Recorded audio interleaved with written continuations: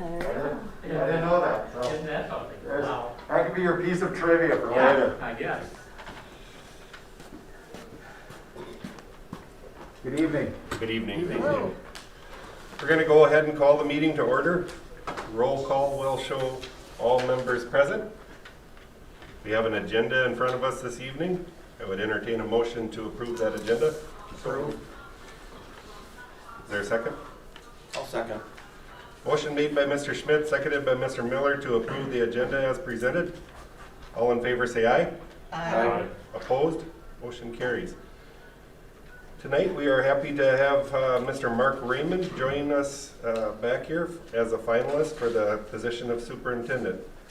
I'm going to start the meeting out with a question. We have a series of approximately 21 questions here, and I'll begin with: our district has experienced a global pandemic. Options on the proper response to the pandemic ranged from ignoring it to completely closing the school. How would you work to bring situations where opinions between stakeholders have such a wide range to a fair and safe solution? This was a challenging situation for a lot of districts, and I think the important thing for a lot of this, or maybe not important, but the reflective moment for this for a lot of school districts is it gave you a really good gauge as to where your school district was, where your leadership team was. We take a look around the state and we look at the responses that came out, and you can almost qualify some of those responses based upon those that had trust and faith in leadership and those that did not have trust and faith in leadership. And when we take a look at districts like your own that was able to successfully manage to open up, to run successfully, to stay open for the majority of the year, and to do those kind of things, you look at that, you've done some things right in the past to build trust, to have those relationships. It starts 5 years ago. If people knew the pandemic was coming, they needed to start 5 years ago, building those relationships, making sure that they've talked with their stakeholders, that they understand where they are, and that the district has the best intent in mind for all those decisions. Then when the pandemic comes and you've established this relationship and you have a good working and the community has faith in you, you're able to actually present those materials, those ideas to them, and they're willing to receive them. So the first thing is, we take a look in August, we were bringing people back. Our primary stakeholders when we bring people back were teachers, paras, food service, custodians, those employees. And we talked about what can we do to create environments that are safe for you, that you can operate in, what can we provide? We took a look at those environments. And then we started looking at how can we reach out and make sure that our students are going to be successful and safe. And it's a tough balancing act, because we could go one direction and say, safe, everybody stay home, done. That's ultimate, safe. We could say, we're bringing everybody in, here we go, no masks, nothing, we're gonna do like we did last year, probably the best educational format. Somewhere in between, we gotta balance those two ideas. And it was that communication with our community about where they were, what was going on. But more importantly, here's an interesting idea. What did your community do to support you? Because there are communities out there that had extremely low infection rates. And when your community is behaving properly, you were able to operate and run more effectively. When the community doesn't participate in the whole idea, and the infection rates start coming up, that's when you have difficulties. More than anything, it's about that communication. You got to work with your community and find out how we're going to achieve that balance between educational opportunity and maintaining that safe environment. But it's more than just that. It's the idea they have to be actively engaged in it as well. They have to do their part when they're away from the school. They have to do their part when they send their kid. Are they sending them with the mask? Are they doing those things to help us all out? Thank you. What strategies would you use to build trust and support from staff, parents, and community? So, Trust and support, well, let's start with trust. Trust starts with the idea that you're going to follow through. You're going to be a man of integrity. And when you say that you're going to do something, you are. You have to make sure that you're operating with transparency, that people have an understanding of who you are and the decisions that you're making, and that they're for the best intent of the people involved. When you can operate with those ideas, the community, the people that you work with, the staff, they'll understand that they can trust you. They can trust your decisions. Support's going to come from being a good listener. We're a reflection of our community, and when the community asks for service, we need to be able to respond. And when we respond appropriately and we say those are things we can do and we provide opportunities, they then support us in return. So most importantly for that is, one, operate with integrity, and two, make sure that we're listening to the voice of our consumer. And our consumer in this environment is our students and our community.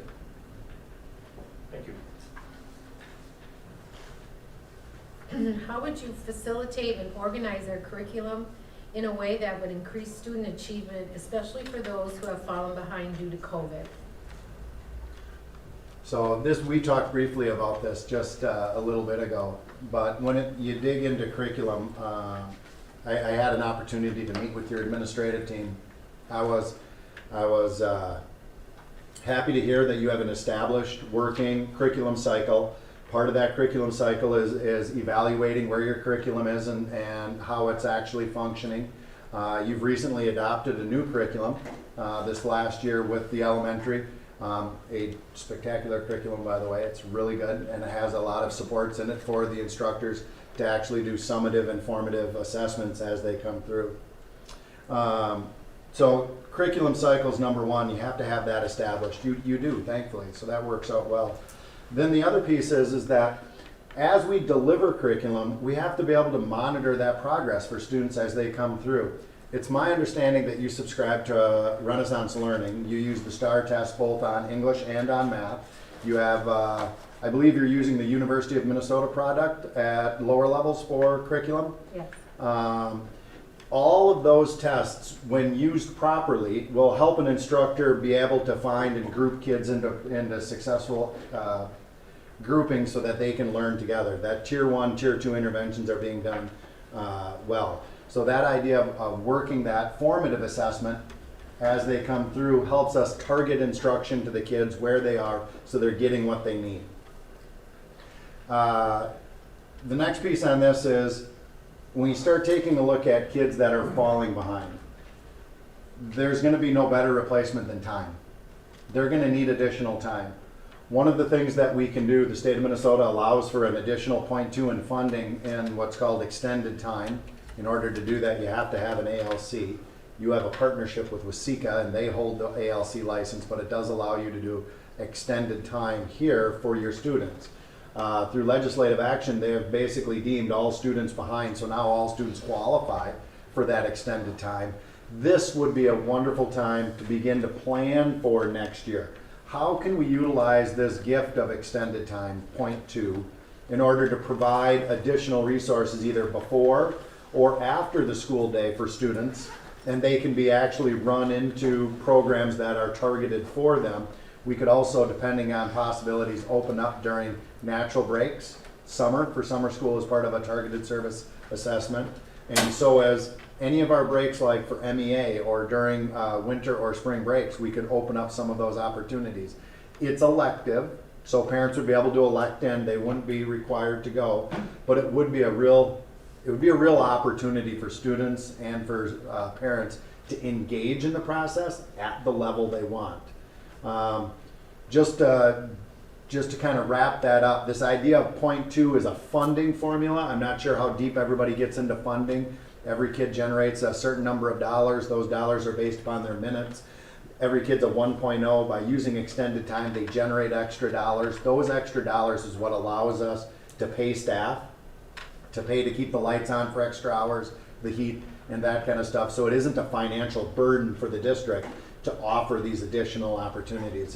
It's well within the financial means of the district to do it under that 0.2. Please describe your experience and the programs you have used to create a positive learning environment and to reduce bullying in schools. I think most of these, a lot of this is addressed by programmatic systems, and I know most schools will subscribe to one of two programmatic systems. The one in southern Minnesota is probably PBIS that gets the most attention. Beyond PBIS, an active system, an enrollment, and an engagement, it's really about communication with your staff and making sure that your staff understand the ramifications and impacts of how their behaviors affect kids. Little things from staff like recognizing kids, recognizing good behaviors, making sure that they're, just like we talked about, building morale, you're finding those moments for kids when they're doing well. That more than anything is going to build that opportunity for students to be in a positive learning environment and be engaged. When it comes and we turn that corner and you start talking about bullying, now it's a matter of a power differential, and that's coming from some system where the student involved on that does need some additional resources. Usually this is an indicator of something else that's going on, a loss of power, a loss of authority somewhere else in that student's lives. This is a wonderful intersect for us, for our counseling staff to begin to work with kids and to try to find ways to remedy this at its root source. How often and for what reason should a superintendent visit school buildings to see students and staff at work? Always, and it's never enough. But I think the interesting offshoot to this is the idea of workday. Our student contact day is brief. We have students in the building, help me out, 8 to 3. I'm going to use generic. 8 to 3, we have students in the building. These are great hours for me to be engaged in work that is active, that's out in the building, that is visible. From 6 to 8 in the morning, those are great hours to do email. Those are great hours to type up stuff, to answer questions, to take care of those things. And then at 8 a.m. to put a notification on my email that says, I am currently away from my phone or away from email. I will answer email starting at noon. So that people that email me understand that from 8 to noon, they might not be getting an email response back immediately. I've carved out time. I've communicated to them that I've got something else going on that's more important. This is the time when our staff and our students need to be engaged. We need to be out and about. Noon, I can process back, I can get back to my office, I can work through those things that are part of the job, those functional paperwork pieces that we have to do. And again, get back out for a portion of the afternoon. Is this every day? I wish. It's not. The job's going to be partially paperwork and making sure that the processes of the district get taken care of, and there will be meetings. But I do think that the idea of when and how you organize your day makes it easier for you to find those times to do it, to be more successful at being there. If you don't carve out those chunks, there will always be email to answer. There will always be paperwork to do. You have to schedule it. It has to be put in. And in a system like this, you have to make sure that you're splitting your time because you've got more than one building. Thank you. Please share strategies you would use to pass an operating referendum. You know, we had an opportunity to talk about it briefly out there. I will repeat because I'm seeing new faces. I'm not sure everybody had an opportunity. Operating referendums really start with data. It starts with a deep dive. For myself, I'm going to reach out to the state, and the state produces voter file books. You can, for the entire state, I think it costs you $46 for an election.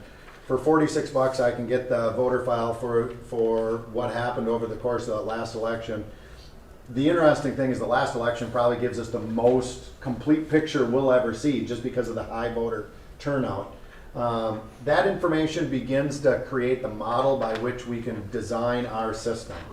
Now, with a really well-established relationship with your union, your teachers union, They actually have access to resources for passing operating referendums as well. Education Minnesota is a very large organization, and it is in their best interest to pass operating referendums. And so they have resources that they extend out to their teaching staff if they request it. One of them is called a VANS database. The VANS database is a very expensive database that tracks the voter profiles of everybody in the state of Minnesota. So if you take that data and you lay it over the top of your voter registry, it gives you a map that says these are the people that vote in your district. These are the people that would most likely vote for a referendum. These are people that are neutral, and these are people that would not vote for a referendum. Those are different messages. So it lays out our strategy at that point of what our communication method is. Now, this doesn't mean that we're not going to do signs. We're going to do flyers. We're going to put out newspapers. We're going to have town halls. We're going to meet at every service group that we can, or every church that invites us, in order to put up our presentation and educate. But with a positive working relationship with our employees and with them engaged, they're now the key. The voter file and everything gives us the map on who we need to talk to, who we need to reach out and shake hands with, give an explanation of how it works so everybody has good information to make assessment. And with good information out, we hope our community supports us. If our school district needs to reduce expenditures significantly, describe the process you would use with the board, staff, students, and the community. So a significant reduction is going to, come from, I don't want to say bad management, because it shouldn't. It shouldn't come from bad management. A significant reduction is something that was unforeseen. You have a decrease in enrollment of 25, 30 students, and you couldn't see this coming. The pandemic did create this for some districts. We saw a decrease in Austin that was about 265 students at the beginning of the year. Now some of them have trickled back. In those realms, we have to talk to the board immediately. We have to have that communication. They need to be kept up to speed. Enrollment numbers and how things are coming in, because that's what generates our revenue. So that's priority one, is communicating. Okay. The other thing is we can't wait till the end. We have budgeted and we've worked our way through. We've got to start making adjustments as it goes. Okay. And then at some level, we got to look for those cost savings measures. If there's opportunities and resignations we might not be able to replace. If there's some things that we maybe are going to have to push off for 1 year, we will push off for 1 year. The other piece that comes into play is, and you have to judge the comfort level with this on our budget level, our unassigned operating budget level. If our unassigned operating budget is there and we have significant resources to tap into, we have to have conversations about whether or not there is a comfort level with saying we're going to deficit spend for 1 year. And we'll forecast out of it next year, but we're not going to lose opportunities for our students. Again, this would be a board decision and we would have that exchange. Now, let's talk about what if it's not sudden? What if it's something that's ongoing? If it's a slow decrease in enrollment, and we've seen it for several years, and we went from budget neutral to a small deficit spend to a slightly growing, and this is a trend line. The very first thing we need to do is look to increase our revenues. There are opportunities for school districts to increase revenues.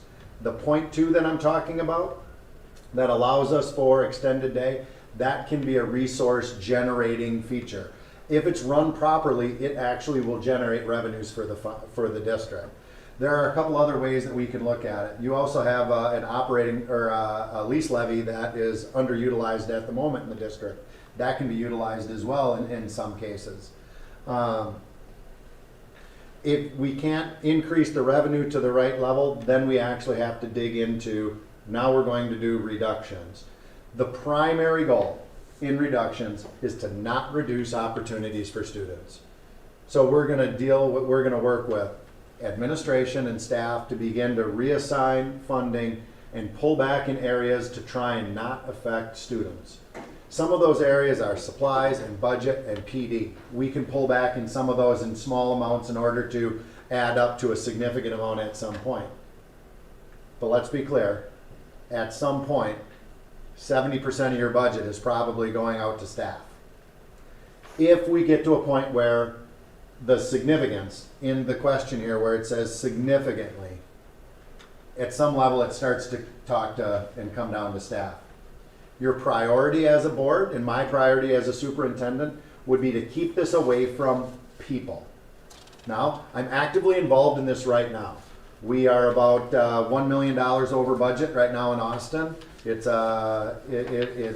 causing us some look at where we are. It sounds like a significant number. Their budget's about 86 million.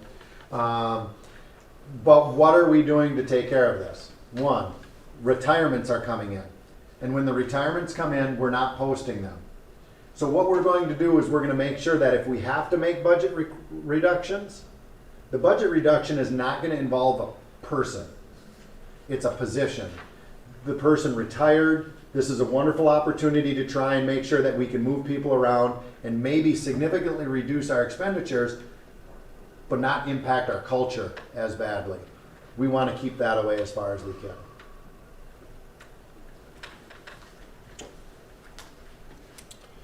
As superintendent of NRHEG, how would you consider yourself as successful after year 1, year 5, and year 10?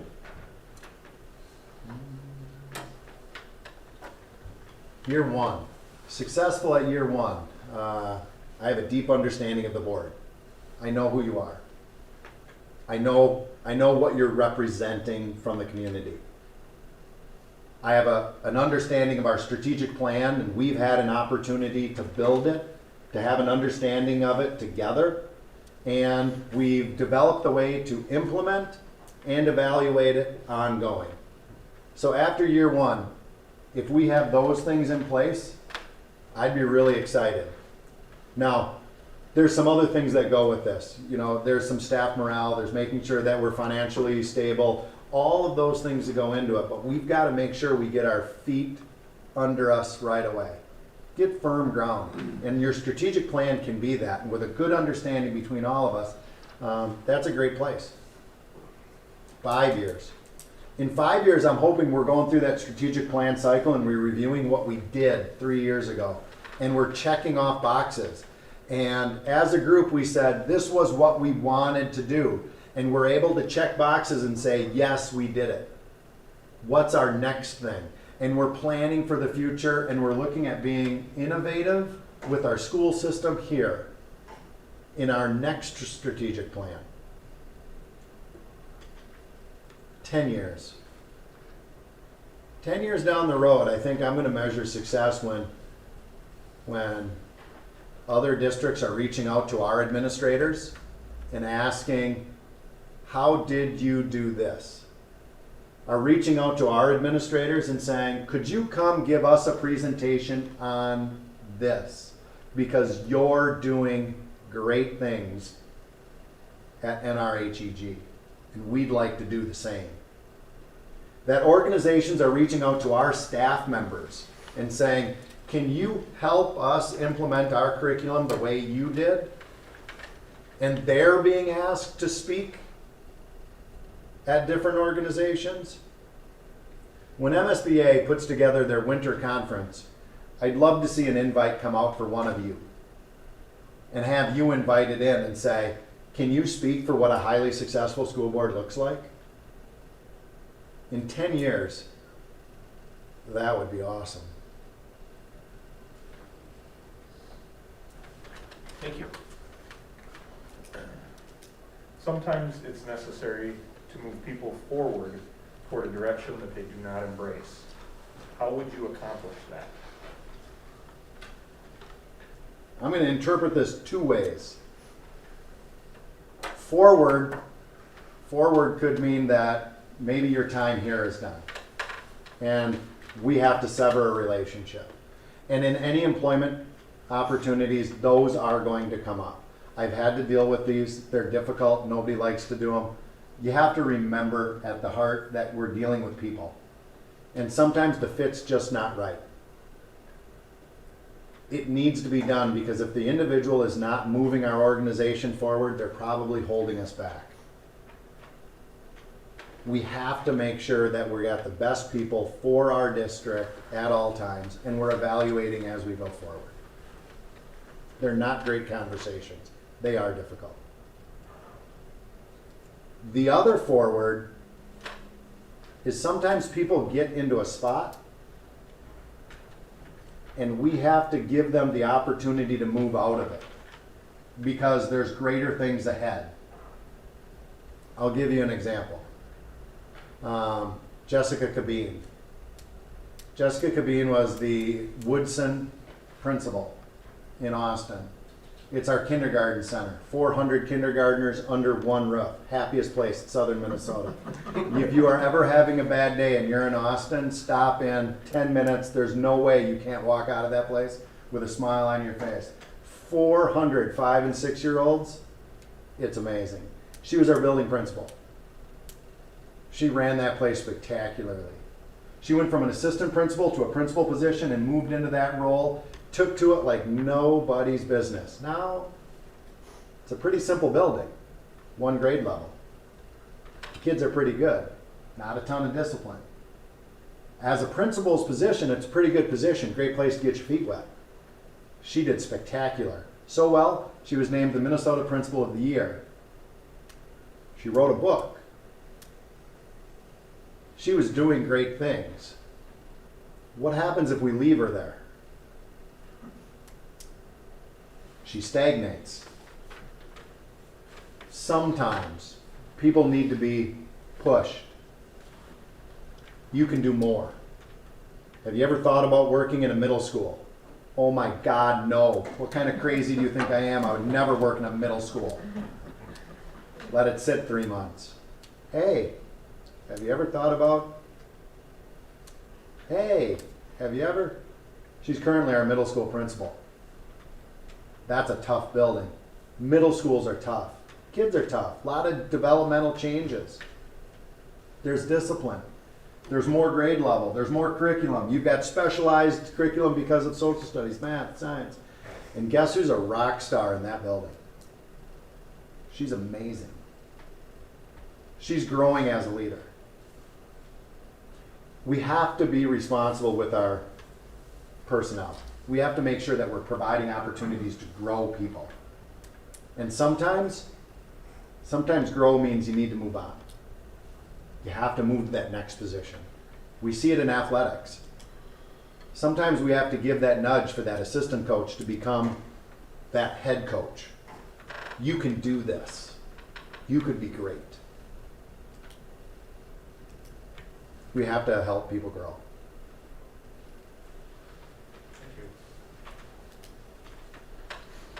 What is your plan to effectively evaluate the performance of teachers and building principals? What would happen if a teacher or principal were not making adequate progress or meeting expectations? So, you know, I'd probably start sounding like a broken record here, but you have a mission vision for the district. You have a mission vision. That mission vision should be reflected in your evaluation process. That evaluation process should be articulated and understood by your administrators so that they know how this works. It's my responsibility to make sure that building administrators understand how the evaluation process supports the district's mission and vision, and then how that drives down to teachers so that they can understand their role in our process, how it develops that engagement. In the simplest of terms, our evaluation process for all units should come back to how do we support students.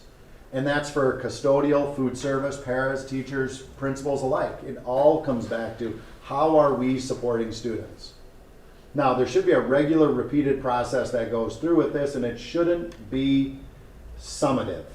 Meaning, if all we're doing in our evaluation process for a tenured teacher is meeting them once every 3 years, that's a summative end process. I like to refer to that as autopsy data. It's all done.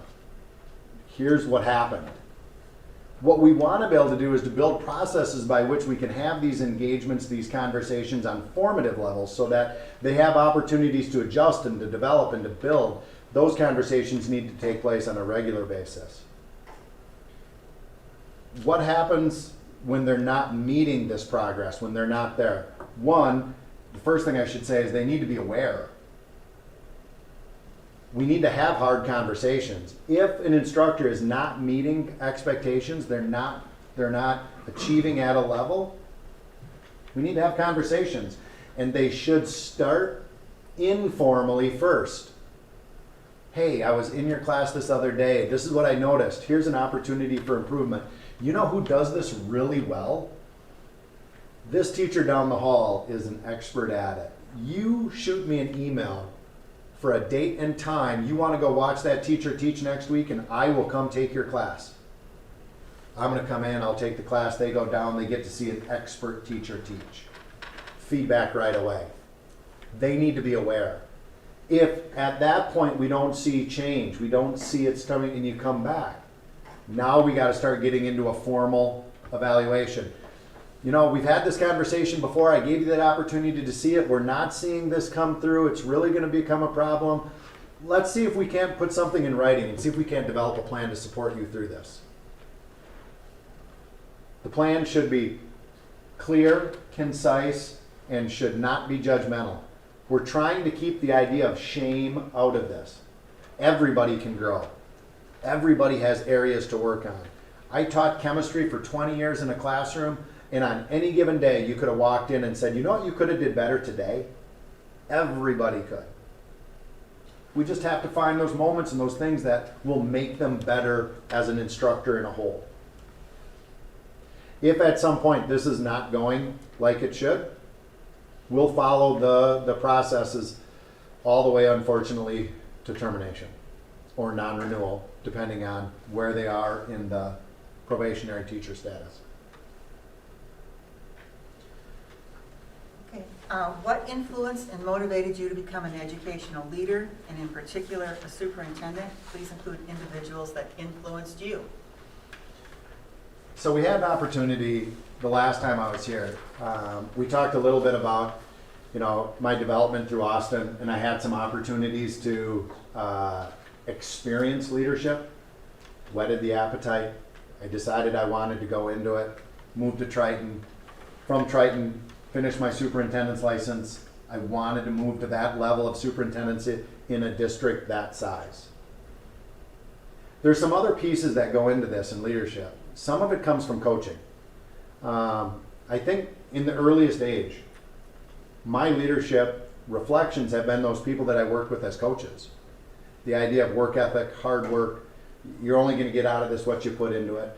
And their dedication to what they were doing gave me a framework to understand passion. Jim Paddock was my wrestling coach when I was in high school. He had a passion. You saw it every day. I'll still remember to the day I die what he told me every single practice. You will run into people that will be more talented than you all the time, but you should never run into somebody that's willing to work harder than you. That's a choice. When you set your head down on the mat, you're choosing to give up. And if the other guy doesn't, you will lose. Now, it was very specific when he gave it to me. And I've applied it generally as I've gotten older. I moved into coaching, and I think coaching for me was an opportunity to develop as a leader. And I struggled at the front end. I coached poorly when I started. I coached X's, O's, and wins and losses. And guess what I got out of it? I got a lot of 500 seasons. And then I kind of backwards ended up in gymnastics. And I ran into a couple coaches. And it was the weirdest thing because they told me, hey, you want to know how to do that better? And no other coach in the world had ever come to me in the middle of a meet and said, hey, do you want to get better? You might beat me next year. And they taught me things. And I learned. And I began to understand that it's about the journey, about developing as an individual. And then I started working with individual kids and their passions and coaching them, not the sport. And I started having a lot of fun. And I started working with kids and building relationships. Some of these relationships I still have today. They're kids that are 35, 38 years old and have kids themselves. And winning took care of itself. And I learned a lot from that experience. I moved into administration, and I take that same role of a coach. Work with people individually, find where they are, move them forward. When I think about individuals that have influenced me, me and Harold had a conversation not but 15 minutes ago, it seems like. I've been blessed by having some people that have surrounded me that have been really gifted in what they do. John Alberts, I taught with him for a few years. He coached with me as an assistant coach for a few years. He's the executive director of teaching and learning in Austin. He is a Baldrige guru. The stuff I've learned from him on systems and system processes is amazing. Craig Schlichting and the relationships that he builds with kids, excellent. There's another side to it too, though. I've been surrounded by a handful of administrators that have been bad. And you learn from that as well. Now, I'm on live and I don't know where that's going. So I'm not about to mention any names. But there are those moments too where you can see errors. It's so much clearer when you're here and you're not in the middle of it. And I've learned from that. And some of those best administrators are the ones that come out of those errors and are reflective. And I've had conversations with them. And they're able to say, boy, did I make a mistake. Here's where it is. Here's how I'm going to fix it. This is what we're doing. Those reflective leaders, they've been amazing. They've helped me a lot.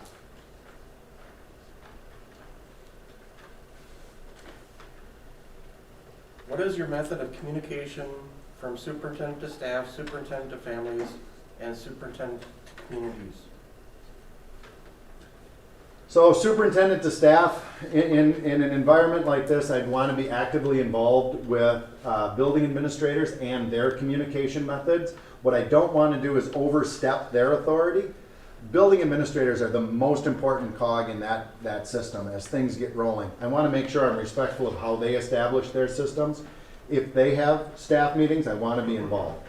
I want to be part of that. Superintendent to families, I think at some level it's my responsibility to do some writing, to publish for the paper, to make sure that we're putting stuff out on our website, that we're taking care of that. We've talked on several occasions about that idea of passive communication, the idea of just being physically present so people can come up to you and say, hey, have you ever thought about, I want to bend your ear about? And I've also talked about the idea that when that time comes, I would appreciate being able to stand next to one of you at some of these events, because your community ties run deeper than mine do at the moment. And it'll be more likely for me to have positive conversations and people to come forward when you're there. More than anything, I think what we have to get to is and you can see the value you've placed on it. Communication has come up time and time again.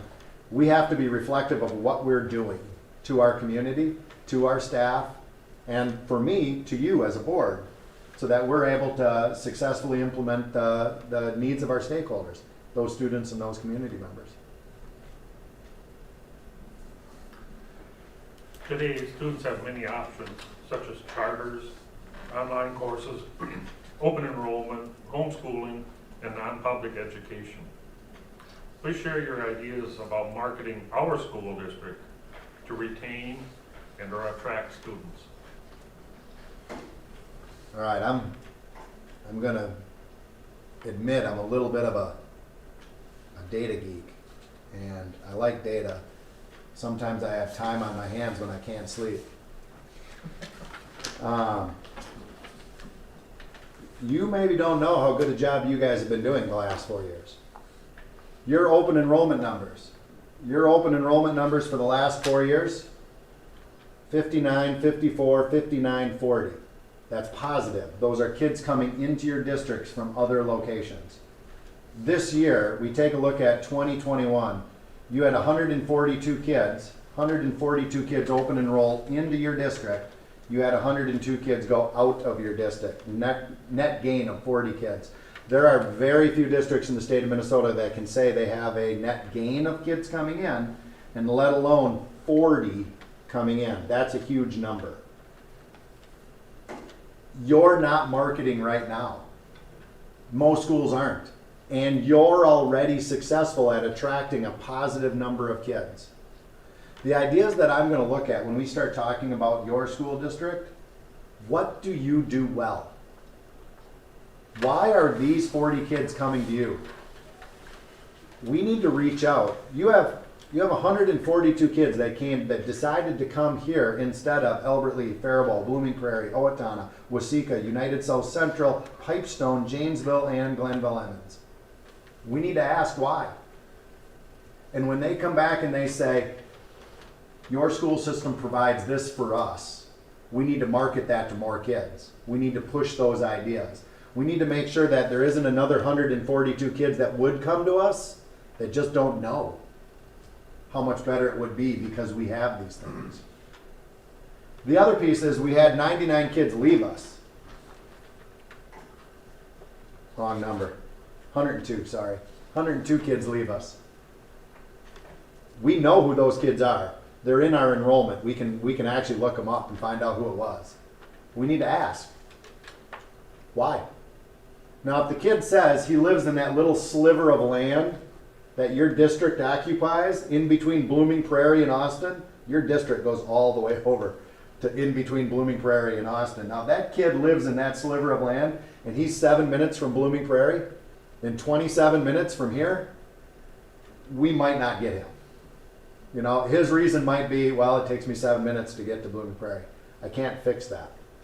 But what if that kid that lives just south of us is going to Alden and he says, wow, I really want to be a welder. And we say, have you seen what we built? Do you know what we have?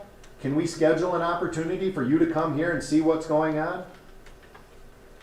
What if we have 15 kids that all say the same thing? Is it something we can provide? Maybe that's our customer telling us what we should be doing. It starts with where our kids are and what we're doing well. You're doing some things really well. Let's find out what they are. Let's find out what we're not doing well. These kids are leaving for some reason. And if it's we're not doing well because we can't get them here in 27 minutes, well, we can't do that. It's outside our control. So be it. After that, when we start talking about marketing your system, who do we want to be? I'm going to go out on a limb and say you're not going to build a hockey arena and start a hockey team. That's not who we're going to be. Let's not go down that route. But are there things that we do really well that we should be putting time, energy, and effort behind in order to grow so that we can advertise, we can push it out, and we can tell people about our success? Yeah, that's what we need to do. Those are our marketing ideas.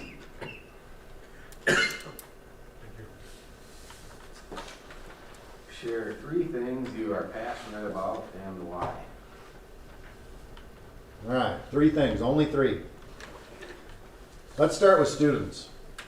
I went into education kind of on a backwards way. I'll be the first to admit it. I went into education because I enjoyed teaching. I loved teaching chemistry. I enjoyed the interaction. I like people. I've kind of told you I build relationships. I was at Winona State University and I was doing this freshman level chem class and I just got a kick out of it. I enjoyed it every day. After 20 years in a classroom at Austin Public Schools, I learned to love kids. I loved that relationship. I loved talking to them. I liked seeing them develop from, a 9th grader in 9th grade physical science all the way to physics. I really enjoyed working with kids. I worked with girls that were 5 years old on how to do a forward roll, all the way to the state tournament. Watching that development, there's nothing better. I love kids. I love watching the change. I love being part of a positive impact on that. The change that undergoes a kid from 7th grade to 10th grade is huge. I think sometimes it's wasted on parents because you see the kid every day. You don't really see it. But as a teacher, you get those months off, and then the kid comes back, and it's like they turned into a real human being. And they can hold conversations, and then there's nothing better. I'm passionate about kids and their development. Process. I'm a big fan of process. I like systems. I like to be able to predict what's going to happen. John Alberts makes a statement all the time. I absolutely love it. All systems produce exactly what they're designed to produce. All systems produce exactly what they're designed to produce. Now, you might not know what it is, and there might be an error in it, but if it's producing this, that's what it's designed to do. If at the very end of the process, your pizza comes out with the pepperonis underneath the cheese, well, the process was designed to do that, whether you intended it or not. You have to go back to the process and fix it. Where in the system is the error? You have to go back to root cause. If at the very end of our system, X number of kids don't graduate, we can't look at it and just blame the kids. Well, it's just that kid. No. The system is designed to do this.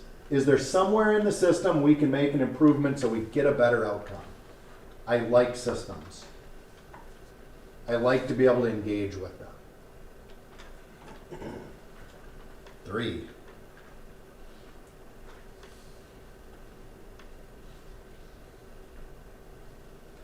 You know, I'm a huge fan, and it's gonna come back kind of to students. I'm a huge fan in developing others, and that's staff as well. I've had a couple opportunities in Austin to have people work underneath me in leadership roles as they develop, as they work on their principal's license, as they work on their superintendent's license. I have a COVID coordinator right now. She was a classroom instructor. She was willing to take on this role of COVID coordinator because we undersold what it was going to be. And she said yes at the beginning, and then she couldn't get out of it. She's been amazing to work with. It's been wonderful to work with her and watch her develop skills about working with other staff members, working in areas of leadership, in designing things. I enjoy those conversations in guiding people through development. I think I said it the last time I was here. I don't know everything, but I'm really willing to have a lot of conversations, and it's those guiding conversations that sometimes help people grow. I enjoy that. I like doing that. I like watching people grow into leadership roles.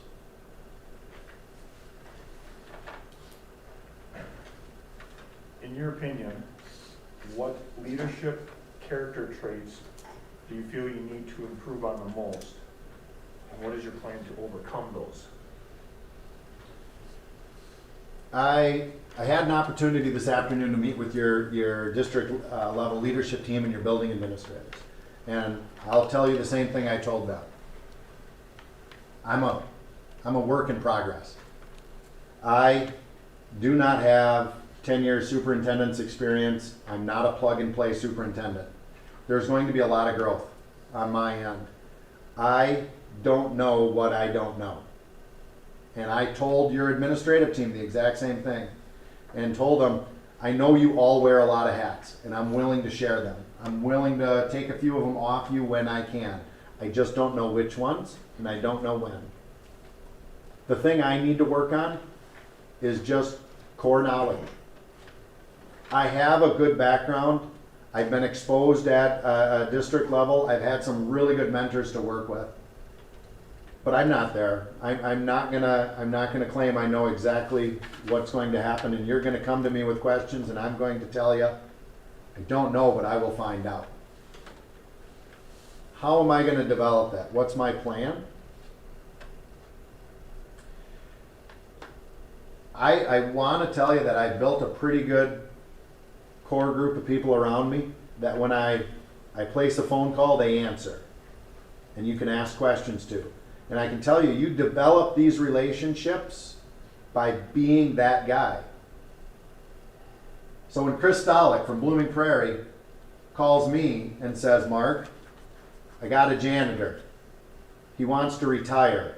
He's out on FMLA. He had this accident. How do we do this?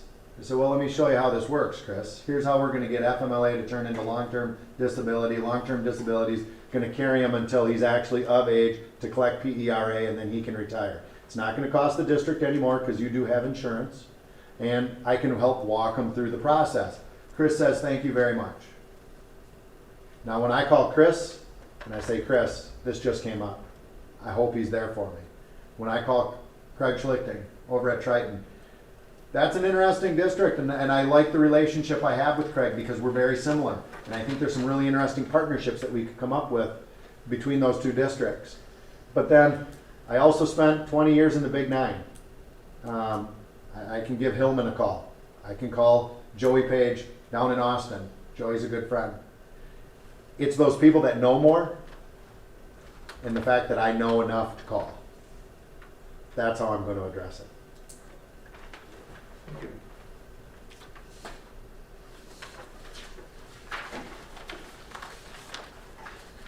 Based on the research you've done regarding our school district, what is the #1 initiative that we should focus on over the course of next year?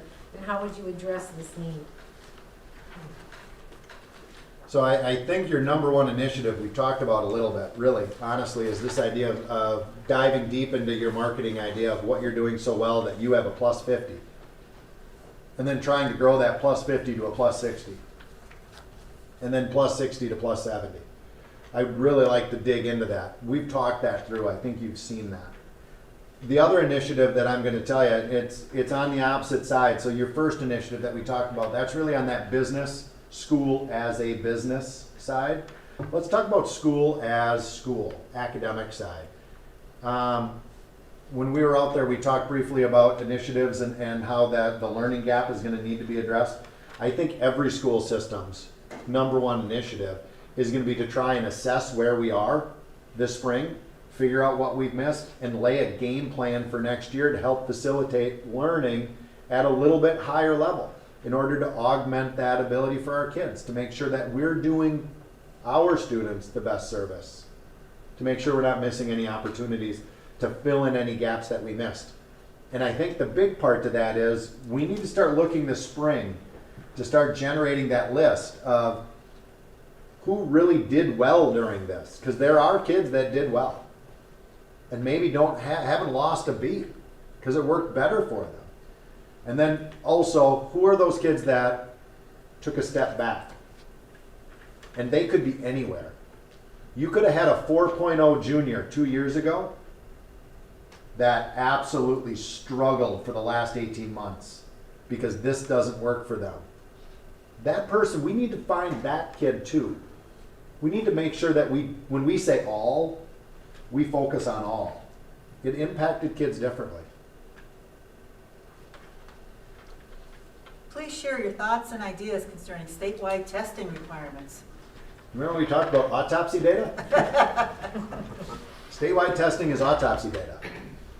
I think any educator that you talk to will give you the same line. Nobody's really excited about it, and we really don't understand why legislatures can't figure it out. In the simplest of terms, there are two ways to evaluate. There's formative and there's summative. Summative is done. You're done. That's it. We're doing no more with it. The state should be actively involved in formative assessment. We should be doing formative assessments to gauge our progress, and the state should accept that. If the state wants to be in testing, they should buy a program. Star Renaissance, buy NWA, buy Scantron. Everybody use it. They provide it to us so we don't have to pay for it, and they can have all the data, and we can benchmark kids all the way along, and they can actually track progress properly. State testing's autopsy data. Now, they're going to do it. They're going to give our kids a test. We may as well do well on it. If they're going to give the test and they're going to put our results in the paper, then let's do well. If they're keeping score, I want to win. We need to design systems inside our school system that are formative, that align to that summative assessment. We need to make sure that as we work with the STAR test, we can say that these results indicate that this kid will pass. And if it indicates that the kid will not pass, what are we doing in order to bring those along? Now, I will say one benefit for state testing. A lot of people miss the idea that the state testing releases a growth score.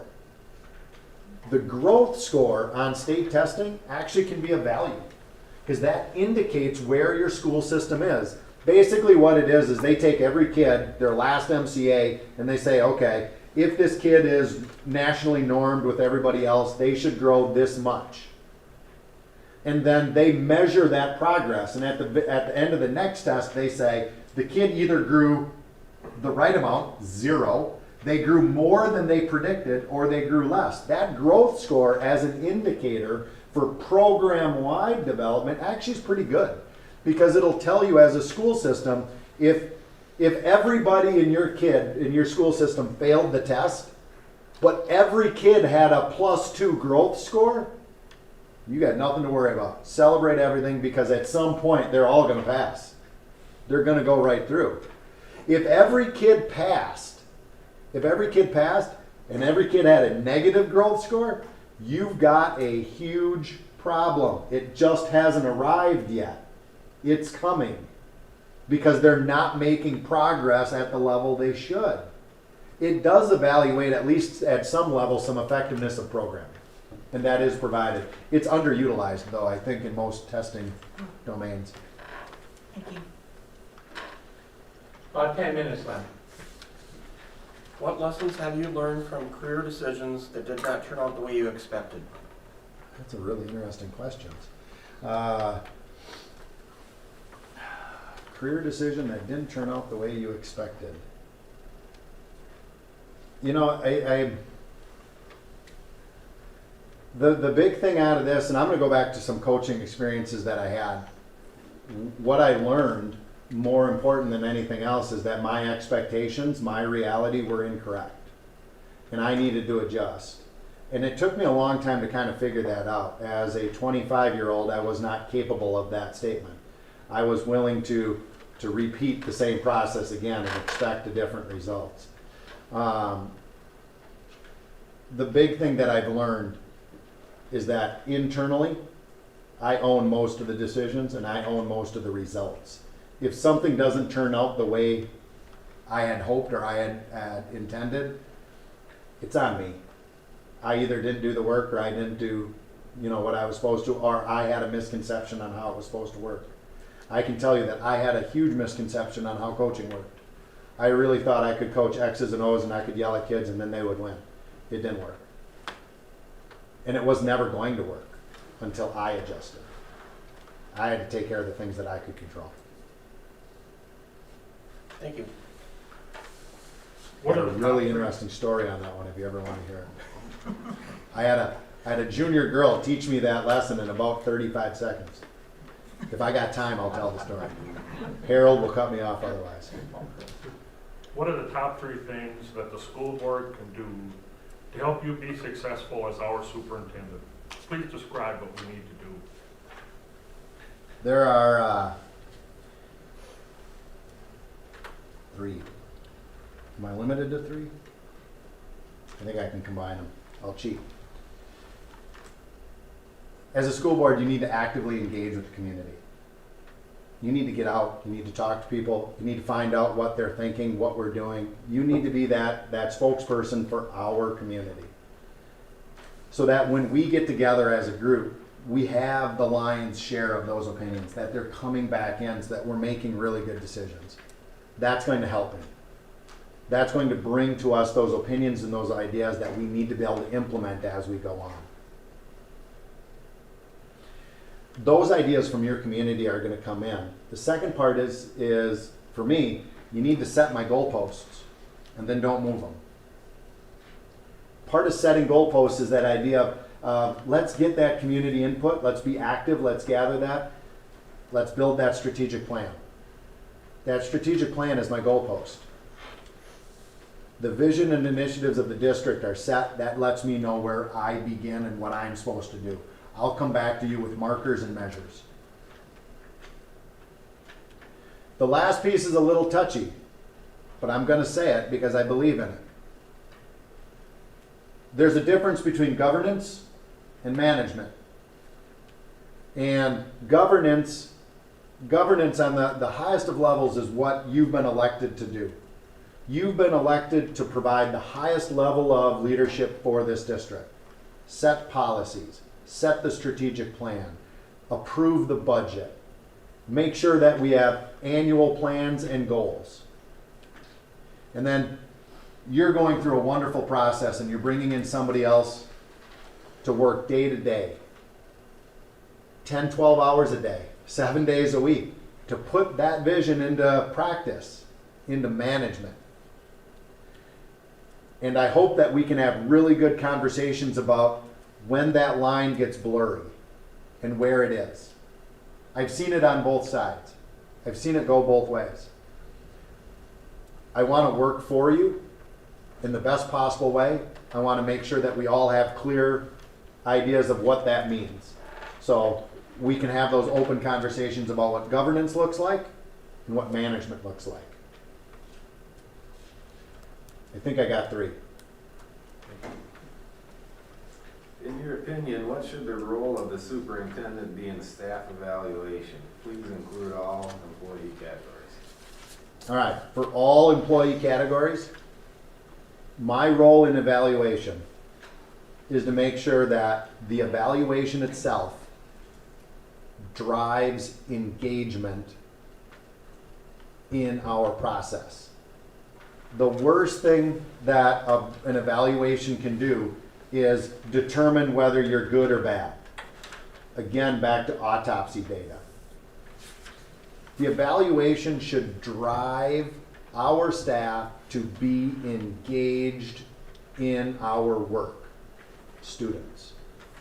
It's my goal as the superintendent to make sure that what we've laid out as our plan is reflected in our evaluation. Then that evaluation is delivered to those that are managers that do evaluations, and it's conducted properly. And there's opportunity for two-way communications for people to have growth moments in the evaluation process so that they can be actively engaged in getting better at their practice in supporting what we do. Now, on a purely functional side, I still hold a K-12 principal's license. I still would love to be invited in. I anticipate having conversations with building leadership and saying, how are things going? And when one of them says, you know what?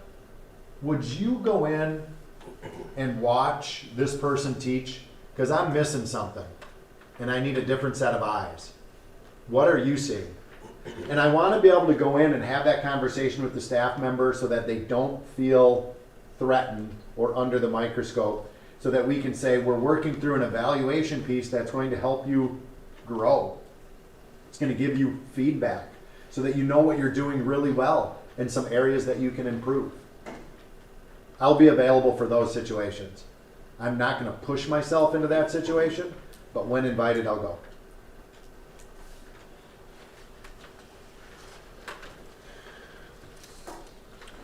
All staff members are valuable, whatever their role and responsibility. Describe the process you would use to empower staff to voice new ideas and involve them in decision making. Anybody remember Saturn? It was a company, they made cars. Anybody remember what their advertisement was? One of their main key advertisement when they were talking about GM was pushing Saturn. One, they were the first person that said, this is the price, we're not negotiating. They had a commercial where anybody on the line can pull this line and stop the entire factory line because they thought it should stop, they saw an error, they were engaged. Think about that, $1 million line producing cars. Any employee, it was hanging at all the stops. Any employee can reach up and say, it's got to stop now. That idea of empowering your workforce to make sure that you're building the best possible product is really important. How do we make sure that our workforce is really engaged? Because an engaged workforce is going to develop innovative ideas to move our educational process forward. I'll give you the example that I use. In Austin, once a year, we produce what's called a Thought Luck. kind of like a potluck, but it's for ideas. Thought luck. We produce it out and we advertise it. We do a big kickoff. We have all kinds of product that we roll out, and we've got little things that we give away for it. But the idea is this. If you have an idea, you, and when I say you, anybody, students, staff, employees, superintendent, teachers, paras, administration, custodians, anybody, submit your idea. There's a form that you can put it in. Submit your idea. How can we improve? Submit it. We've got some categories. You can drop it down into categories like facilities, maintenance, education, extracurriculars, athletics, some different things so we can divide it up. We take all of those ideas back. They all come in. And we divide them into two categories. Category 1s are to be evaluated. Category 2, immediately implement. Oh my God, we are so dumb for not thinking of this. Thankfully, somebody sent it to us. Examples. I had a custodian submit, union president submit, we want to have a meeting every other Monday morning to get everybody together on the same page. Done. We're doing it starting next week, Monday. Came in from the Thought Luck, roll it out to everybody. We have 37 guys that work in custodial services on any given day. If I'd have went to them a year earlier and said, you guys all got to go to this meeting, they'd all been like, no way. We ain't doing that. But it came from them. Instant buy-in. Yes, this is needed. Other things that come out of that instant category. Can you please shovel the sidewalk between Pacelli and Austin when it snows? I have to walk through a snowbank every time to go to work. You might not think it's a big deal. It's kind of laughable a little bit. But think about this. This is somebody that's going in to teach kids, and he's got to walk through a snowbank. What's his mindset? Where's his value? How does he feel about his job? And it's just that we're missing it. Yeah, it's going to take us 10 seconds. Let's make sure we run the snowblower through that area. That's where people are walking, evidently. Yes, immediately done. Done forever. All the ones that go into the other categories, they're a little bit bigger. They're a little bit broader. We then put them out for vote. They're all voted on by everybody. We publish them all, and people can go in and say, I like this one, I like this one, I like this one. We rank them all by votes. The top vote getters, then we reach out and we say, you're a top vote getter. I need you to find a team to implement this idea. You gather your team, we bring them all together, and we start working on how to do rapid prototyping to implement it. Some things that have come out of it. People have submitted, we need to do in the ALC, we'd like to have all of these services together. We want to make sure that health and human services, that dental is together, that child protective services together, that these are all together under one roof. It should be in its own facility. This was a $30 million ask. We want a building for the ALC and it's got to have all this in it. $30 million. We're not going to do it. But we're going to talk about it. Because when we get everybody together and we start talking about rapid prototyping, we can say, what's the root cause? It's not the building. The building is what you're thinking. But what do you want? Well, I want to support my kids. Well, what do you mean support your kids? Well, I've got all these kids and they've got mental health issues and they've got all this going on. Tell me more about that. Let's work our way through that. You know what it ended up being? We designed a unit that was thematic on mental health and well-being. And we interwove into that interdisciplinary ideas of math, check your heart rate, of reading, let's read this story on. And we did some meditation. We did some, these things are woven in, and what did it cost us? 0. What was the impact for these students? Huge. It addressed a need that they were having and holistically were having as a group. There's opportunities in your staff. They're the brightest people you have. They're the boots on the ground. They know how your organization's working. Harvesting these ideas, it's a needed idea. Thought luck, one method. I think it's a great method. I love it every year. I think it's a great process.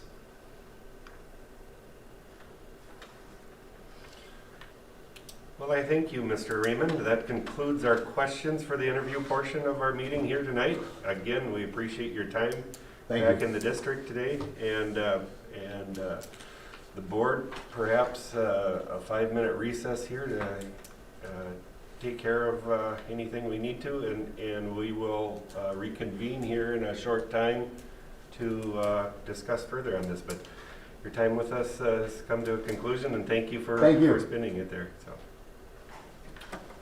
Thank you. Thank you. Thank you. Thank you.